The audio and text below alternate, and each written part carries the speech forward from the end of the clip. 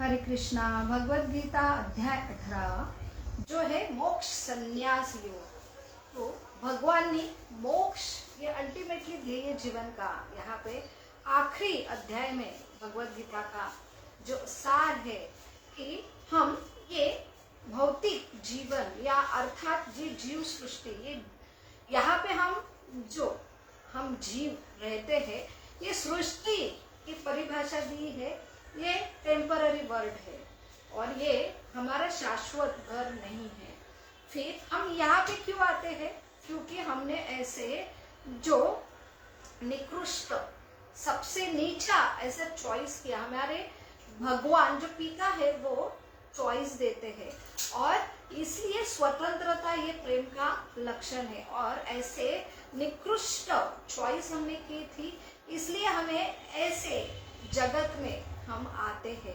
तो अगर ये हमारे चॉइस से, हमारे निकृष्ट चॉइस से ये हमारा जीवन ये दुखालय बना है, तो उसके लिए एकमात्र सोल्यूशन है कि हम ऐसा उत्कृष्ट चॉइस फिर से करें और अपने आप ये निकृष्ट जो चॉइस अपने आप हम उससे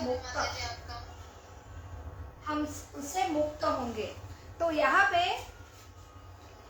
मोक्ष की परिभाषा है कि कुछ भी छोड़ना नहीं है, बल्कि माता जी सबको आवाज आ रहा है, आपका नेट का प्रॉब्लम है, हरि बोल। तो यहाँ पे निकृष्ट हमें छोड़ना है, तभी हमें उत्कृष्ट की प्राप्ति होगी।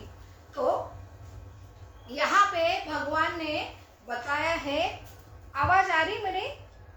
हाँ आ रही है माता जी। हाँ, तो ऊंचा प्राप्ति का ध्येय ये मोक्ष कहलाता है। जब ऊंचा ध्येय जो हमारा खुद का स्वरूप जो हम समझते हैं, फिर हम चॉइस करते हैं ऐसा ऊंचा जो ध्येय है कृष्ण भावनामृत, कि हमारा जो ध्येय है वही कृष्ण का ध्येय है और उनके ध्येय के लिए हम कर्म करते हैं। तो अपने आप हमारा जो इंडिपेंडेंट चॉइस है, जो एक छोटा सा बालक अपने स्वतंत्रता का यूज करके अपने छोटे से बुद्धि से जो कार्य करता है और उसमें फंस जाता है, क्योंकि उसकी छोटी सी बुद्धि है इसलिए बहुत सारी त्रुटियां हैं और उसकी वो जो खुद की गलती का वो रिस्पॉन्सिबल होता है, ऐसा फंसता है वो जीव।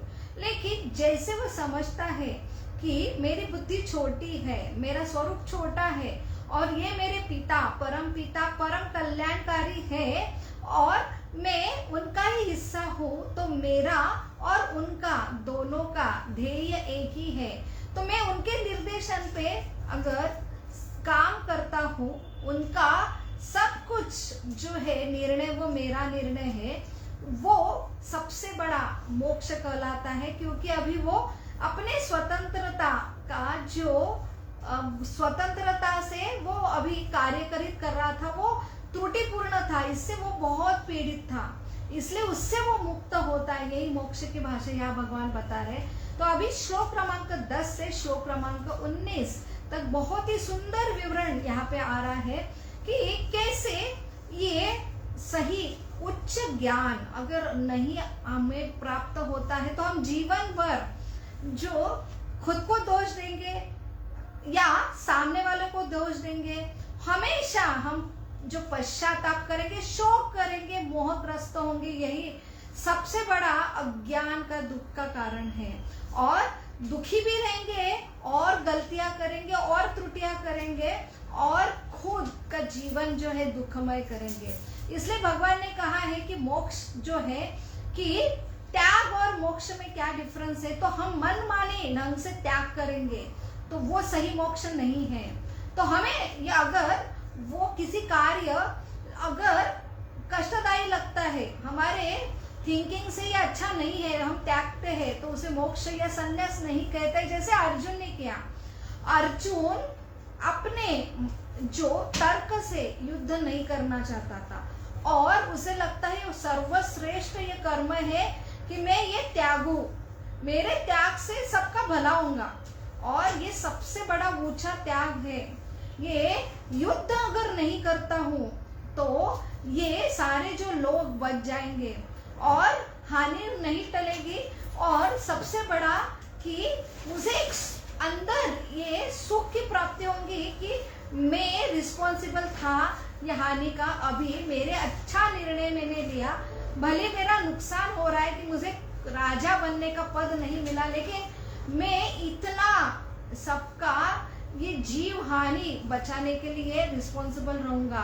तो ये त्याग के पीछे भी स्वार्थ था और उसे लगता था ये त्याग, कर्म करना अर्थात युद्ध करना, ये इससे भी सर्वश्रेष्ठ है कि त्याग करना। तो हमें लगता है ये मैं कर रहा हूं और ये मेरा हक है कि मैं उसे त्यागूं, लेकिन भगवान यही समझा रहे हैं कि कर्म त्याग ये संन्यास की परिभाषा नहीं है।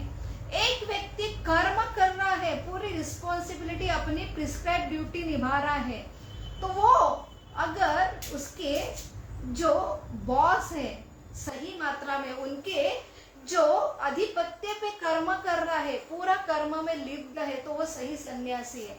और जिसने पूरा कर्म त्याग दिया है, क्योंकि कर्म की वजह से मुझे दुख आता है, रिएक्शन आती है, तो ये सही मोक्ष नहीं है। तो कर्म करते समय सिर्फ कर्म के फल के प्रति जो अनासक्त रहना कि कर्म के फल नहीं चाहेंगे लेकिन कर्म करेंगे, ये सही भगवत गीता का संदेश है। लेकिन कर्म करेंगे, कैसे कर्म करना चाहिए, जो सही स्वामी है उनके निर्देशन पे कर्म करेंगे। अभी जो हम बोलेंगे कि अर्जुन के लिए भगवान थे, हमें तो भगवान दिखते भी नहीं, भगवान का निर्देशन डायरेक्ट अर्जुन को मिल रहा था, हमें ये कैसे समझेंगे कि ये भगवान की इच्छा है, ये भगवान की नहीं इच्छा है। तो इसलिए कृष्ण भावनामृत जो आज के युग के लिए हमें बताया है, इसलिए सही गुरु में शिष्य परंपरा में तात्पर्य से समझेंगे बहुत आसान होगा। तो यहाँ पे भगवान ने 5 ऐसे कारण बताए, बहुत प्रैक्टिकल सेशन है भगवत गीता का 18वें अध्याय का, कि हर व्यक्ति कर्म कर रहा है, कर्म के बगैर कोई यहाँ नहीं रह सकता। हर एक को शरीर दिया है और शरीर चलाने के लिए उसे कर्म करना ही होगा, लेकिन कर्म ये कंपलसरी, लेकिन कर्म कैसे पार किया जाता है, ये कर्म घटता कैसे, ये भी हमें पता नहीं है, इसका ज्ञान होना बहुत जरूरी है। तो 5 कारण रिस्पॉन्सिबल होते हैं। एक, हमारा शरीर जो स्थान यहाँ कर्म होता है, ये स्थान पे कर्म होता है। दूसरा, हम कर्ता जो हम कर्म करते हैं। तीसरा, हम कर्म किसके द्वारा करते हैं, तो हमारे इंद्रिय द्वारा करते हैं। फिर चौथा, हमें प्रयास की जरूरत होती है, फिर कर्म हमारे हाथ से होता है। और सबसे जरूरी 5वां कारण जो है परमात्मा का सैंक्शनिंग। तो ये समझना क्लिष्ट होगा। एक सिंपल उदाहरण से हम समझेंगे कि कंपनी में एक प्रोडक्ट तैयार होता है, ये प्रोडक्ट कारखाने के फैक्ट्री के बाहर आता है, तो ये प्रोडक्ट का असली हकदार कौन है, तो ये प्रोडक्ट का ये कर्म हुआ, ये प्रोडक्ट तैयार हुआ, ये कर्म हुआ। तो ये कर्म के पीछे कौन कौन रिस्पॉन्सिबल है। अगर सिर्फ एक वर्कर है, वो बोलेगा मैं इसका रिस्पॉन्सिबिलिटी हूँ, मेरी वजह से ये प्रोडक्ट तैयार हुआ, तो इसका सब अधिकारी मैं हूँ और उसके वजह से मैं उसका अधिकार जताता या उसका त्याग करता हूँ, तो ये सही नहीं है। तो ये प्रोडक्ट जो फैक्ट्री से निकल रहा है उसके पीछे 5 कारण है। एक, जो फैक्ट्री जिसमें सारी मशीनरी अवेलेबल है, तो ये फैक्ट्री क्योंकि ऐसा वातावरण है जहां ये प्रोडक्ट तैयार हो, वो स्नान, तो ये फैक्ट्री रिस्पॉन्सिबल है प्रोडक्ट तैयार करने के लिए। दूसरा, ये कर्मचारी कर्ता जवाबदार है। तीसरा, ये मशीनरी जिसके द्वारा ये प्रोडक्ट तैयार किया जाता है। चौथा, ये प्रयास, ये व्यक्ति का प्रयास भी, और ये मशीनरी जिसके पीछे ये इलेक्ट्रिसिटी काम कर रही है, जिसके द्वारा ये कर्म घटित हो रहा है। और सबसे जरूरी है 5वां कि ये गाइडेंस जो मैनेजर है और मैनेजर के ऊपर ये फैक्ट्री के मालिक है ना, वो रिस्पॉन्सिबल है, तब वो सैंक्शन होता है, तब वो प्रोडक्ट तैयार होता है। तो ये प्रोडक्ट के पीछे ये 5 कारण रिस्पॉन्सिबल है। अगर प्रोडक्ट बहुत अच्छा तैयार होता है तो इसके लिए ये सिर्फ कर्मचारी बोलेंगे ये मेरे वजह से हो रहा है, और उसकी वजह से अहंकार कि ये मैं कर रहा हूं, अगर मैं नहीं काम करूंगा तो नहीं होगा, तो ये जो है सही नहीं है। वैसे ही अगर जो प्रोडक्ट है कम तैयार हुआ या उसमें फॉल्ट हुआ तो सिर्फ अकेला कर्मचारी डिप्रेशन में जाएगा कि ऐसे कैसे हुआ, ये सिर्फ मेरे वजह से हुआ, मेरी रिस्पॉन्सिबिलिटी। ये भी गलत है, क्योंकि ये प्रोडक्ट के पीछे ये 5 लोग रिस्पॉन्सिबल हैं। तो ये 4 है, लेकिन सबसे बड़ा मालिक अगर सैंक्शन नहीं देता है तब वो प्रोडक्ट बाहर, फैक्ट्री के बाहर नहीं जा सकता है। तो उसका पूरा ज्यादा क्रेडिट ये है मालिक के ऊपर है, सैंक्शन बाहर आने का। तो वही भगवान कह रहे हैं, तो कर्म सबसे जरूरी हमारे लिए, सब जीवों के लिए। हमें लगता है भगवत गीता सिर्फ जो आध्यात्मिक है, धार्मिक है, भगवान को मानने वाले हैं और कुछ उनको कुछ ऐसा फिलॉसफी चाहिए उनके लिए, लेकिन कर्म तो हर कोई करता है। तो कर्म का ये सिद्धांत समझना बहुत ही जरूरी है। जो बुद्धिमान व्यक्ति है, इसलिए ऐसा बताया है इन श्लोकों में कि ऐसा जिसके बारे में ये मुख्य ज्ञान जिसे पता है, वो कभी अच्छा प्रोडक्ट निकला तो हर्षित नहीं होता, कभी बहुत खराब प्रोडक्ट होता है उसकी बदनामी होती है, ऐसे कैसे प्रोडक्ट निकला, लॉस होता है तो भी वो दुखी नहीं होता, ना किसको दोष देता है, ना अच्छा प्रोडक्ट पे वो खुद अहंकारी होता है। तो दोनों भी चीज में वो स्थिर रहता है, क्योंकि उसे पता है कि हर कर्म, जैसे हर कर्म के पीछे अगर हमसे कुछ अच्छी घटना होती है तो हम बोलते हैं हमने किया है, हम गर्वित होते हैं, हम मत होते हैं। और उसके बाद अगर हमारे से कुछ बुरा हो जाता है तो हम उसमें डिप्रेशन में चले जाते हैं, क्योंकि हम सिर्फ कर्ता, हम वही एक फैक्टर देखते हैं। तो ये अज्ञान का कारण है बहुत ही, जब डिप्रेशन में जाके कर्म का ही त्याग करना कि नहीं मैं तो अच्छा कर ही नहीं सकता, इससे अच्छा अगर मैं करना बंद करूं ना सब लोग सुखी होंगे, क्योंकि मेरे हाथ से इतनी गलती होती है। और उससे बोलते ये सर्वश्रेष्ठ त्यागी है, सन्यासी है। तो ये बिल्कुल गलत है। तो जैसे एक 500 की नोट जो रोड पे गिरी है, तो एक व्यक्ति आता है जो उसे ले लेता है, वो उसकी नहीं है तो ये पाप कहलाता है। एक व्यक्ति है वो देखता है ये मेरी नहीं है, ये मैं क्यों लूं, तो उसे कहते हैं कि मैं सन्यासी हूं, देखो मैं उसके प्रति बिल्कुल मोहग्रस्त नहीं हूं, उसने त्याग किया, तो उसे लगता है कि मैं सर्वश्रेष्ठ सन्यासी योगी हूं। लेकिन ये भी गलत है। सही क्या है, जब एक व्यक्ति आता है वो 500 की नोट उठाता है और किसकी गिरी है, और जिसकी गिरी है वो पता लगा के उसको वापस देता है, यही सबसे बड़ा कर्म है।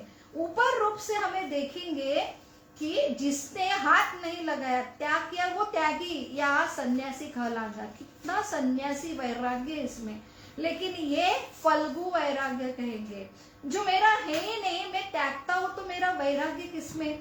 तो सही वैराग्य, युक्त वैराग्य की परिभाषा है कि वस्तु जिसकी है उसको वापस करना। तो इसमें तो हम कर्म कर रहे, तो इसे ही कर्म संन्यास योग कहते हैं कि कर्म करते समय जो संन्यास वैराग्य में रहता है कि कर्म के फल की, तो मैंने उठाया, मैंने वो रिस्पॉन्सिबल व्यक्ति को दिया, ये भी क्रेडिट वो नहीं लेना चाहता है, क्योंकि ये उसका निहित कर्म है कि ये मेरी रिस्पॉन्सिबिलिटी, ये पैसे किसकी तो भी गिरे हैं और जिसके है उसको वापस करना। तो वही ये जो कृष्ण भावनामृत कर्म, ये कर्म संन्यास योग कहलाता है।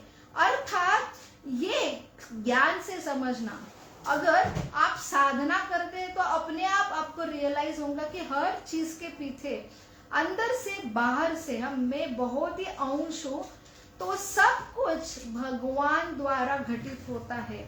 और इसलिए वो हर चीज कर्म त्यागता नहीं, कर्म निहित कर्म करने पर ये कर्म के फल भगवान को अर्पण करता है। मनोभाव से वो कोई भी कर्म के पीछे अधिकार नहीं जताता कि क्रेडिट नहीं लेता ये मैंने किया, क्योंकि उसे 5 फैक्टर जो कर्म के सिद्धांत है, स्वयं भगवान ने दिए हैं, और वो साधना से रियलाइज भी करता है कि हर कर्म के पीछे भगवान है।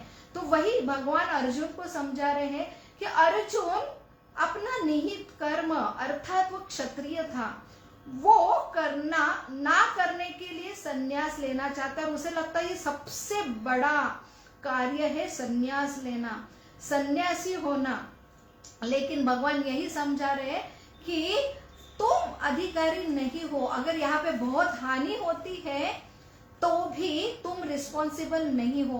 क्यों? क्योंकि मैंने आपको बोला युद्ध कर। मैं कौन हूँ? मैं सबका स्वामी हूँ।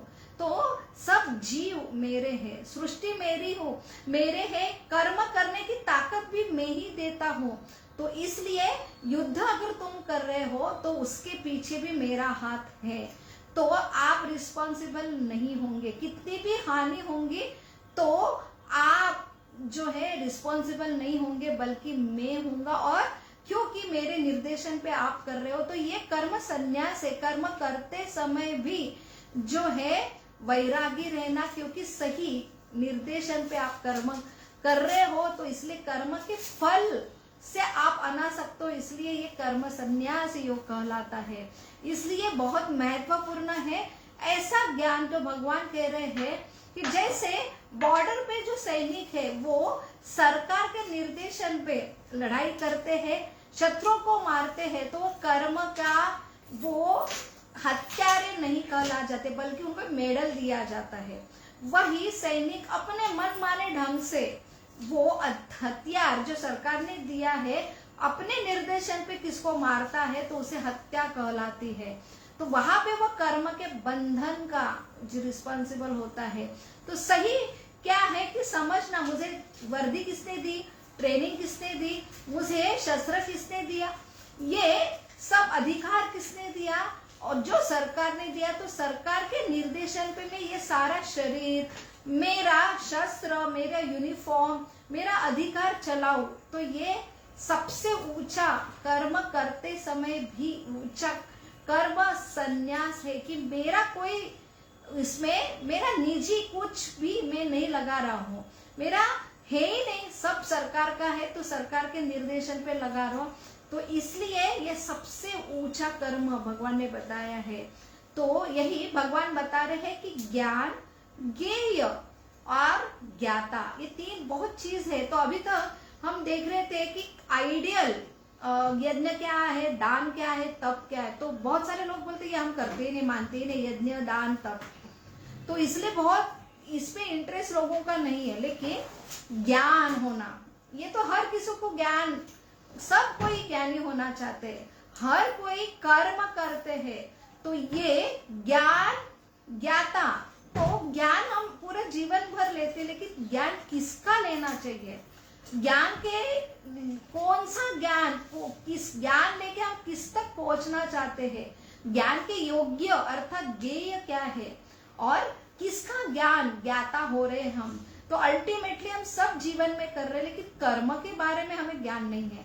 आइडियल कर्म क्या है, आइडियल कर्ता क्या है, आइडियल ये दृढ़ता क्या है जिससे हम जीवन में कुछ हासिल करते हैं, अधिकारी होते हैं। तो इसका बेसिक ज्ञान हर कोई जीव को होना चाहिए, नहीं तो वो कर्म के बंधन में अटक जाते। आप मानो नहीं मानो, सृष्टि के नियम बहुत ही, हर जगह कैमरा है, आपको वॉच कर रहे, आप हर कर्म के पीछे आप अटक रहे हो।